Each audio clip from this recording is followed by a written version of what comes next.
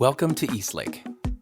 We are an inclusive faith community dedicated to the free search for truth and meaning, seeking to live out a more just and life-giving spirituality in the modern world.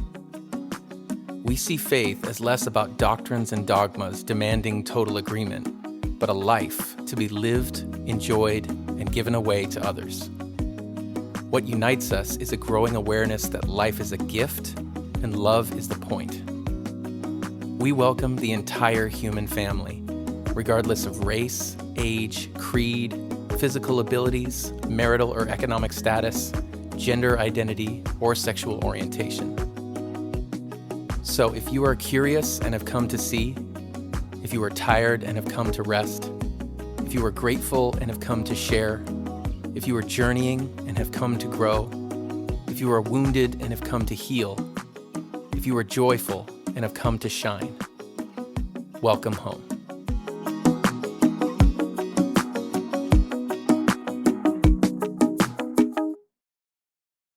Today, we hear from Jamal Rahman as he begins our new series, Beauty and Wisdom. Please check the description for links to our quarterly Spotify playlist and guided meditation.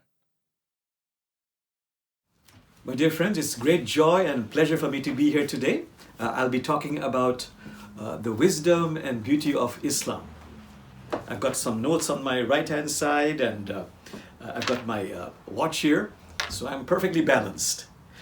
You know, I wanted to say that sometimes when I go and speak about the spirituality of Islam, some people, of course, are very skeptical.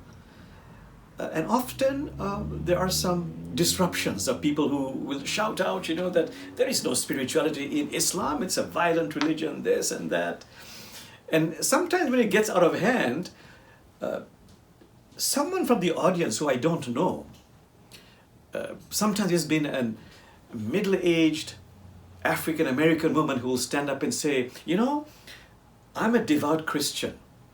But I want to tell you that both the Bible, the scriptures, and the church has been used in the past to advocate and justify slavery, apartheid, until recently, segregation. The Ku Klux Klan, they claim to be Christian.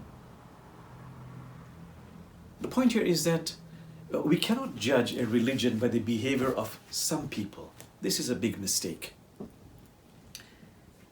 Of course, there are extremists in Islam.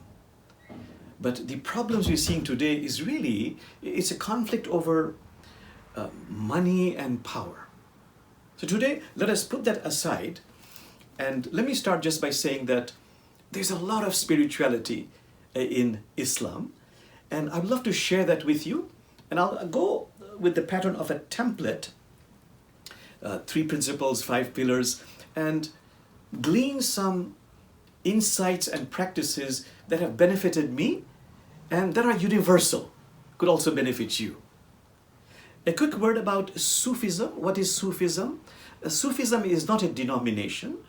It is simply a heartfelt aspiration to live the spirit of the tradition of Islam.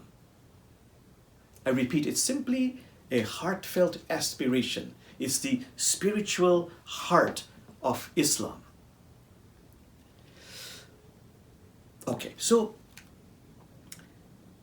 the very first point I want to make is the word Islam means to surrender in peace. The question is, what are you surrendering? You're surrendering your attachment to your ego.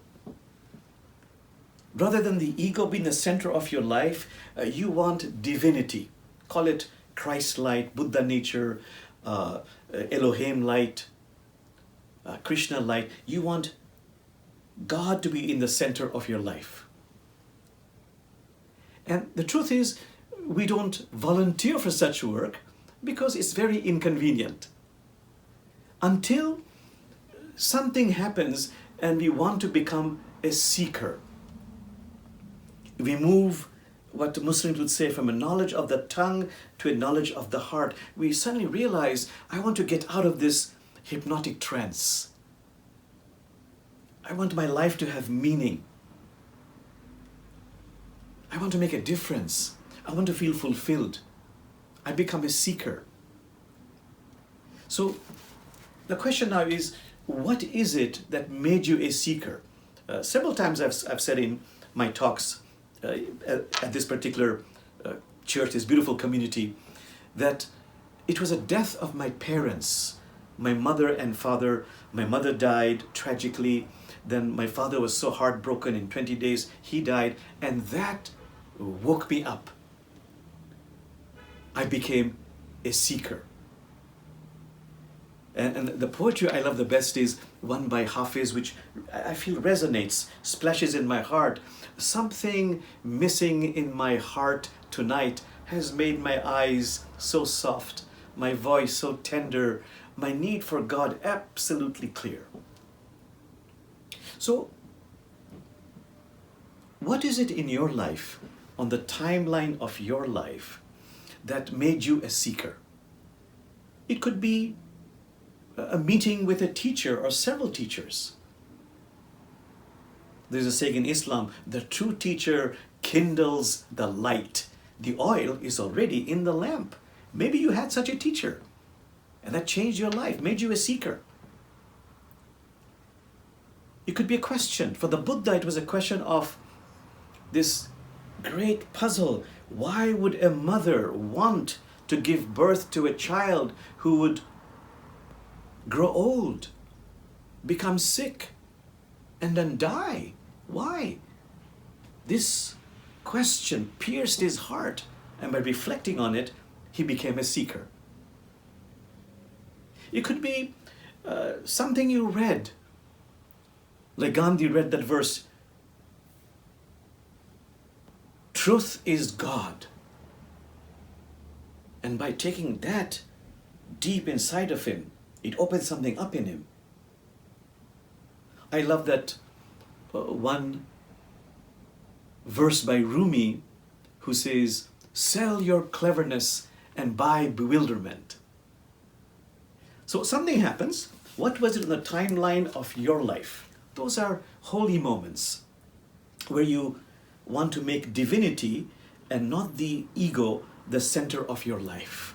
Those are important moments. I love the poetry where you realize, where will you find a customer like God who pays in gold?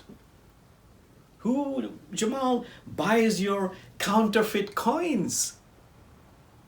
Who buys your dirty, shabby bag of goods and in return gives a spiritual spring so delicious that even sugar is jealous of its sweetness. Okay, the second point on the template of 3 principles is faith. We all need faith. The Quran says a trustworthy handhold, the rope of God. And the Quran says faith cannot be based on hearsay. You've got to go deeper, you've got to explore, make mistakes, learn from mistakes. And then something has to arise from within. That's a third stage. So for me, if I think about it, I believe my faith in something higher than human personality, greater than any human institution, was by being in nature and reading poetry about nature, actually. The Quran is filled with verses on nature. There's signs of God in nature.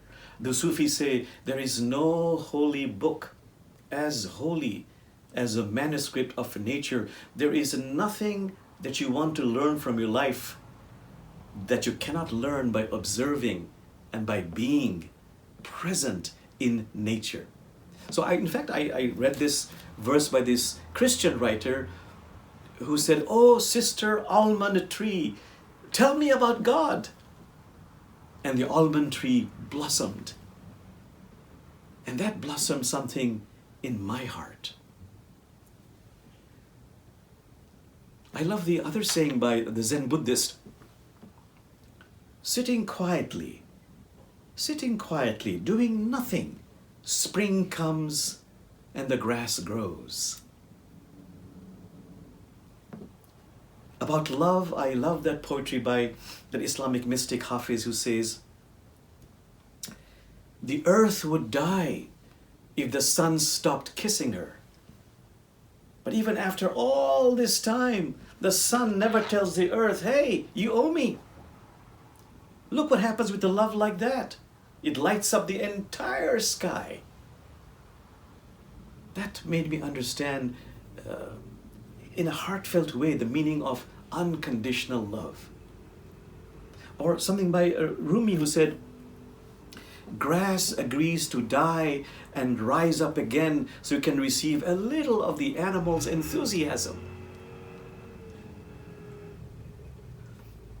So some of my other favorite verses, understanding by looking at nature, I love to talk about diversity in every aspect of one's life. The branches of a tree, they sway differently in the wind, but they're all connected at the roots. I talk about the need to get over this religious, persistent claim of exclusivity. My religion is superior to yours. Nature provides a beautiful metaphor. All the rivers, they flow into the ocean. Jamal, you might be following one river, but please don't mistake the river for the ocean. So yes, that is what has, for me, built my faith in an intelligence, higher intelligence, and about learning about life. What was it for you that built your faith? The third point in the template in the three principles is something called Isan, that we are here on earth to really evolve into the fullness of our being, to become more fully human, more Christ-like, Buddha-like, Elohim-like, Allah-like, Krishna-like. It's a lot of work. But this is what is going to give us fulfillment, contentment in life. We have to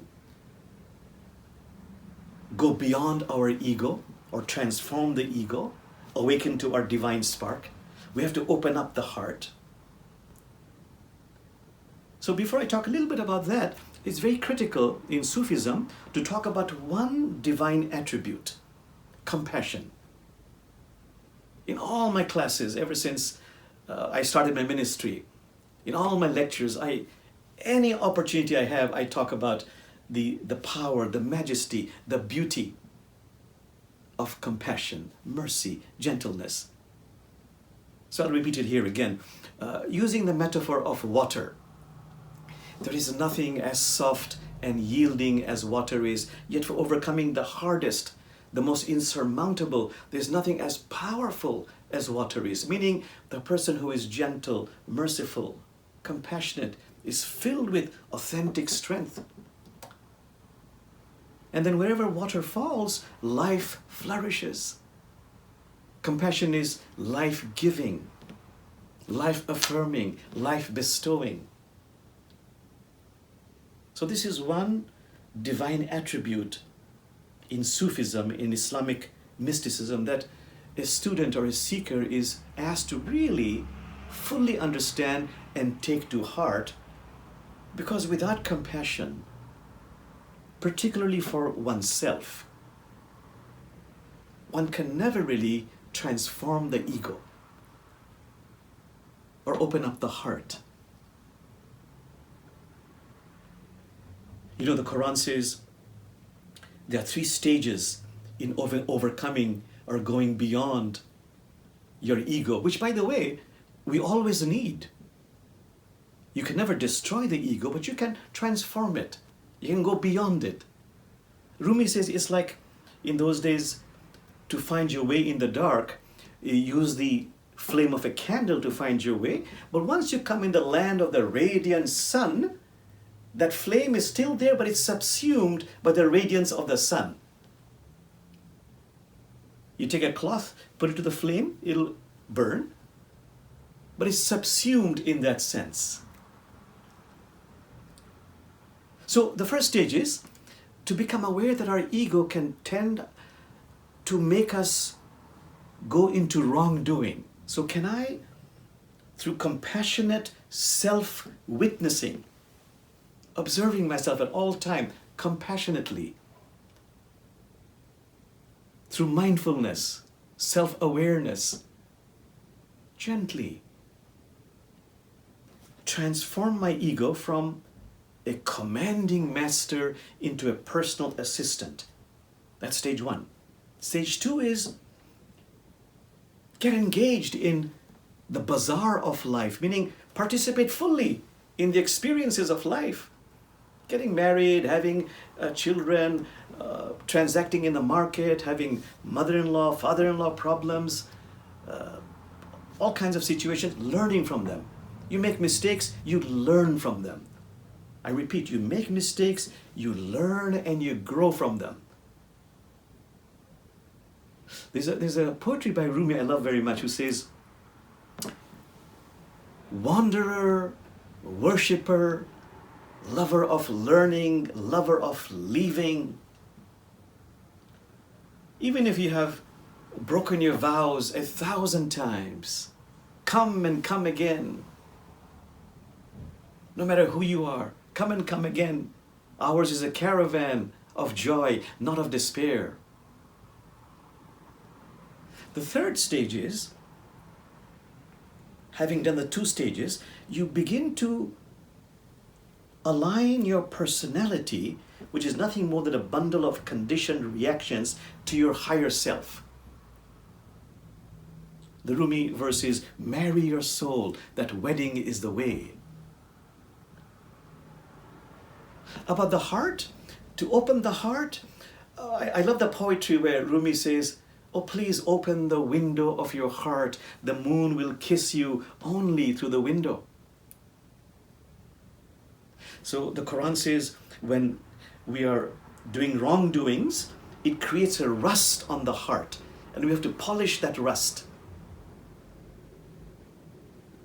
Again, the poetry is, Jamal, if you get irritated by every rub, how will the mirror of your heart ever be polished? So how about a technique?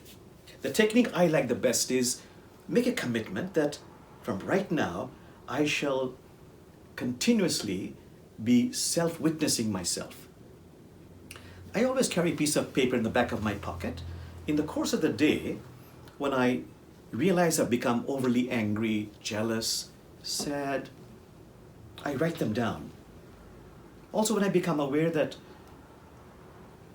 I've been blessed with a divine attribute, I spoke the truth, even though it was inconvenient. I truly helped someone from the sincerity of my heart. I write that down also.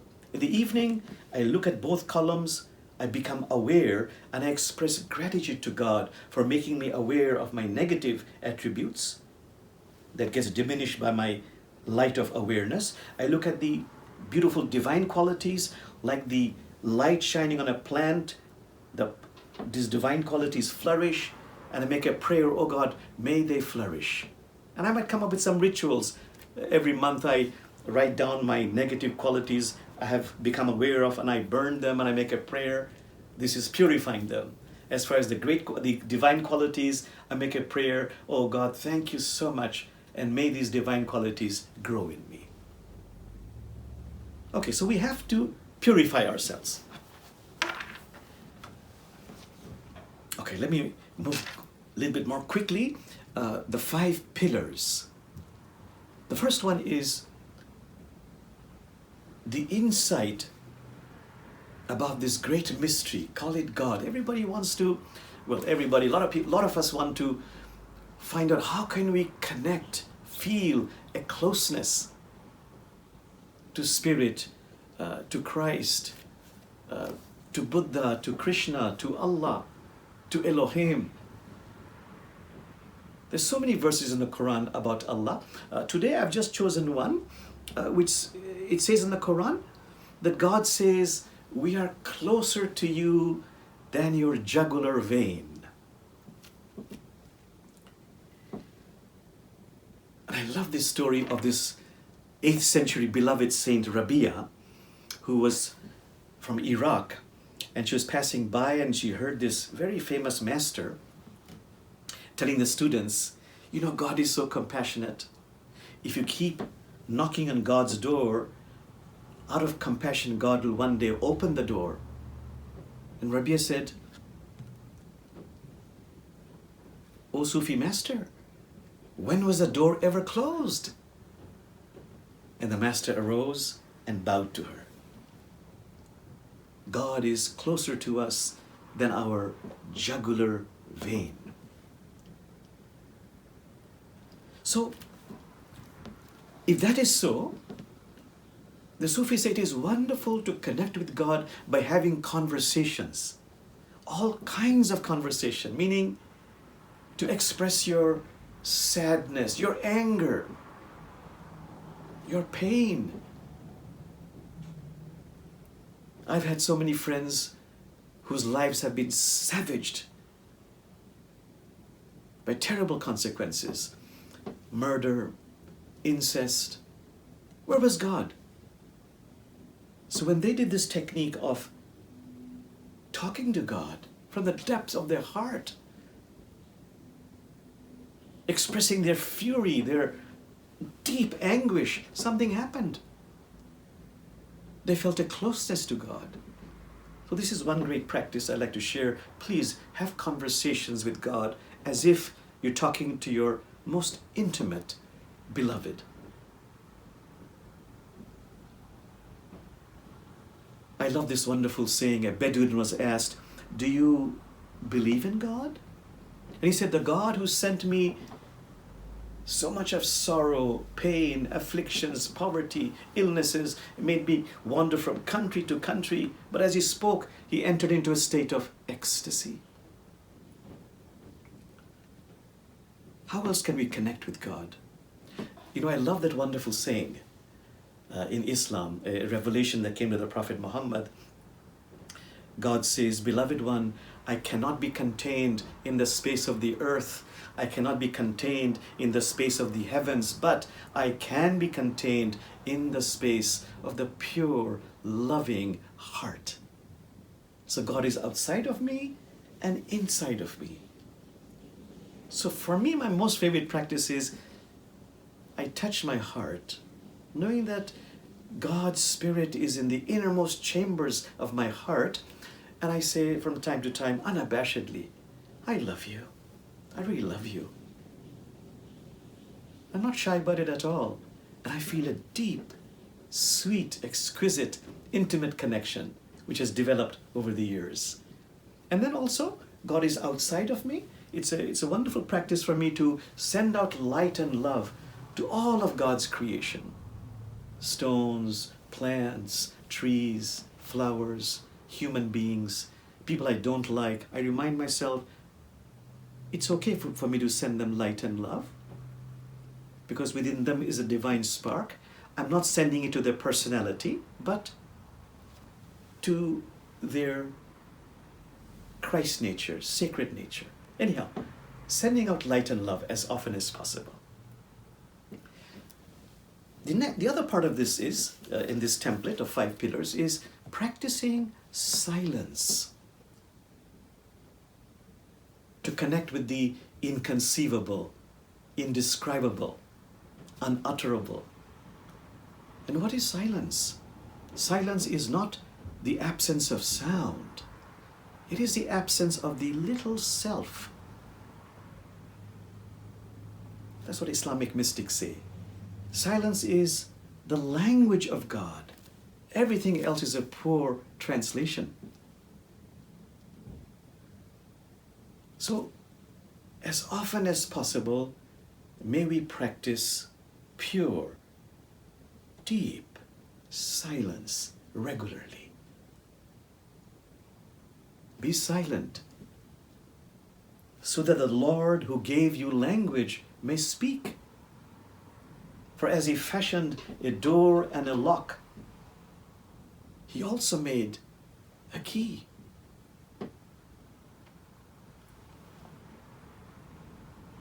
Okay, the next point is prayers. one point the Quran makes is that can you do your prayers with its supplication or silence, praising God, thanking God, knowing that when we praise God, God doesn't become holy, we become holy. Can we do it sometimes? The Quran says, in the small watches of the morning, people are asleep. The veils between us and the invisible world, as the Irish say, is very thin. No one knows what makes a soul wake up so happy. Just maybe a dawn breeze has blown away the veil from the face of God. This is Rumi. Also, when you make a prayer, do it with what Sufis call increased necessity for yourself or for others, meaning from the core of your being, depth of your heart. Islamic mystics say, have you not noticed that only when a child is born does the mother's chest become filled with milk? Because there is an increased necessity. Oh God, I shall cry to thee and cry to thee until the milk of thy loving kindness boils over. The third thing about prayer is something I do quite often, very favored by the Islamic mystics. Can you make every ordinary activity a blessed, sacred activity? When I go to sleep, I take my clothes off. I can say I'm taking off the layers of my ego. In the morning, when I put my clothes back on, may these layers of clothing be a mantle of divine protection. Taking a shower, may these waters purify all my impurities. Driving a car, oh God, please always steer me in the rightful direction. You can be creative. Make everything a sacred prayer.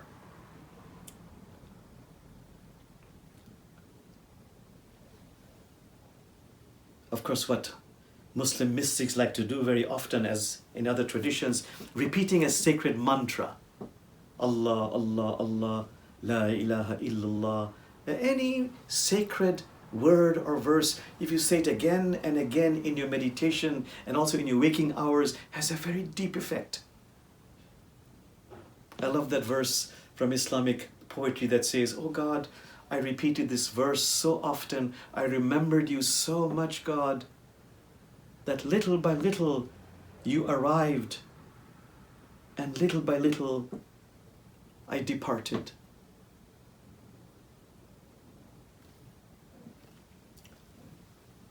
Okay, take that to heart, my friends. How can you connect through your form of prayer? Next one is to connect with mystery through service.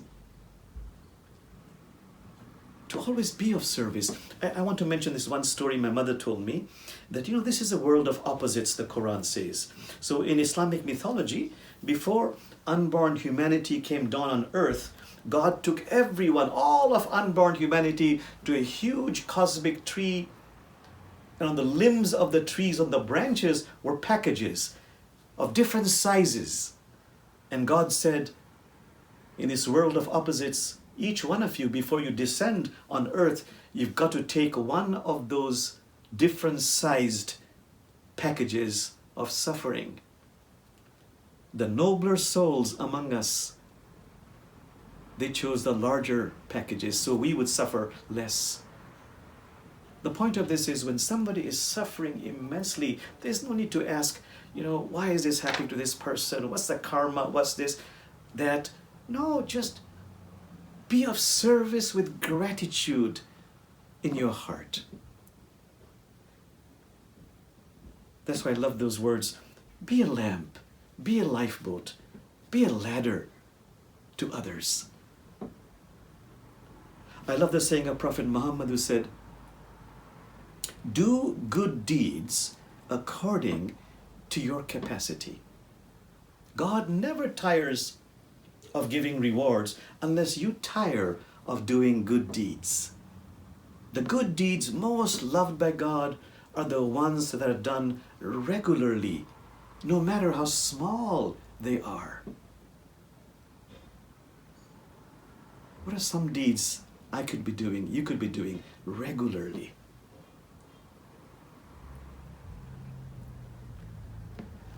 Next point on the 5 pillars is gratitude. I know you know a lot about that. I practice gratitude all the time, and I say it because for me that's my overarching practice. As often as possible, touching my heart, and for little things, medium things, big things, thank you. Thank you so much. Thank you. Prophet Muhammad said, metaphorically, he was talking about a bird. He says, have you noticed a bird, when it sips water, it tilts its neck backwards, not only for the water to flow down, but for praise to flow heavenward. Why does gratitude work? No one really knows, but it's a beautiful practice. The Quran says,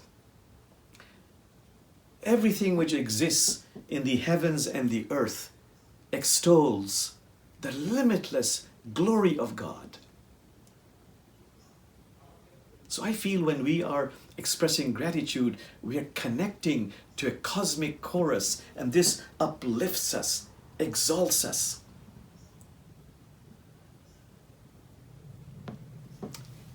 The last point, I'm looking at the time here, is community. We all desperately need community. I love those words. A wall standing alone is useless. Add to it other walls. It can support a roof, even a granary. Only when ink joins with the pen can the blank paper say something. I love community because in this community, I can laugh a lot. And by the way, there are some gateways to community. The first gateway is love. Who is in your life you love and who loves you? Number 2, there is trust among members of your community, of this sacred circle. So you can be vulnerable, because without vulnerability, there is no real community. And the last one is common to all religions, is a love of truth. So who is it in your life you love and loves you? Who you really trust and who loves the truth? I love to get together with family members and friends over beverages, over food, and just connect on a heart level. It is as if I feel I'm warming my hands at the central fire of life on a wintry day, metaphorically speaking. And I get together with my friends, of course much less these days over Zoom now, and just laugh and laugh. You know, we're getting old, so we make laughter about, my eyes are beginning to fail me. It's because it's crying so much being separated from spirit. My back is feeling sore, it's a little bit more bent because of the burden of being separated. We laugh about it. I love this insight, which I repeat all the time, that great mystics have said, that when you do die and go over to the other side, you look back at your life, all the dramas and melodramas, and you will laugh and laugh and laugh. But why wait? Why not laugh right now? I love the other insight about death. Here we are so scared to go into non-existence, but if the truth be known, non-existence is trembling in fear it might be given human shape. So yes, please create a sacred circle which passes those 3 gateways. That's critical for all of us. And also, the last point I want to make is, no matter what your circle is, always interact with others. Connect with others who are different from you. That is what makes diversity, whether it's culture, religion, race, so enriching, ennobling, the willingness and the ability to interact with the other. So I have made it a lifelong practice that I and my small circle, I interact with those who are different. I share 3 cups of tea. Listen, respect, connect. Listen. This is what will bring peace. I love the metaphorical explanation. Listening is like putting your head on the person's chest and sinking into the answer. An enemy is someone I have not listened to. Respect. I might be against that person's behavior, but that person's being is sacred. It's Christ's nature. Just keeping this distinction in my mind and heart as I connect, as I take the right action, has the power to shift heaven and earth and connect on a human level. This universe is made out of stories, not atoms. Listen, respect, connect. And I make this point with some conviction and some emphasis because this is what will create peace. Ruby says, please come out of the circle of time and enter the circle of love. Maybe create circles of love that interact and share 3 cups of tea with the other. These grassroots circles of love is what will bring joy, love, compassion, and peace on this planet. So, my dear friends, I want to end with that. May you please always come out of the circle of time and enter the circle of love. Keep well, keep safe, and please know you are blessed. Thank you so much. Blessings to you. Thank you for joining us. To make a donation, head to eastlakecc.com/donate.